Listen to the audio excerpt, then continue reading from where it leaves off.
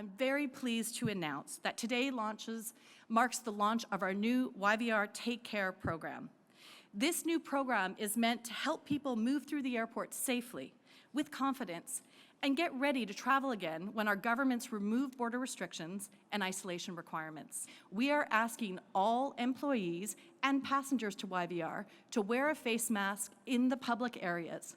Now, Transport Canada already requires that people going on a flight are required to wear a face mask or face covering, and CATSA requires that you do it through screening. What we're saying is you have the mask or covering, now we'd like you to wear it in all public areas of the airport.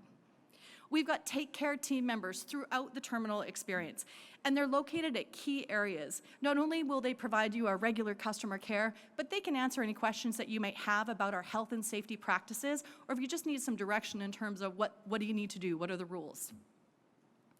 Cleaning has been a major factor of what we have been doing and increasing over the last number of months. We've increased all cleaning in every high-touch area. We're making it more visible. We have immediate cleaning teams that go and clean all of the kiosks once a flight goes through. And we've added some innovations like the electrostatic sprayer, which puts a Clorox bleach around so that it makes sure that things are cleaned at a very high level. Sanitization stations or sanitizers, you'll see them throughout the terminal. And really, you can watch an airport process. It's going to be right after it so that you can make sure you sanitize immediately following. And we've placed updated signage and wayfinding throughout the process so that it's really easy and simple to follow and you know what to expect next.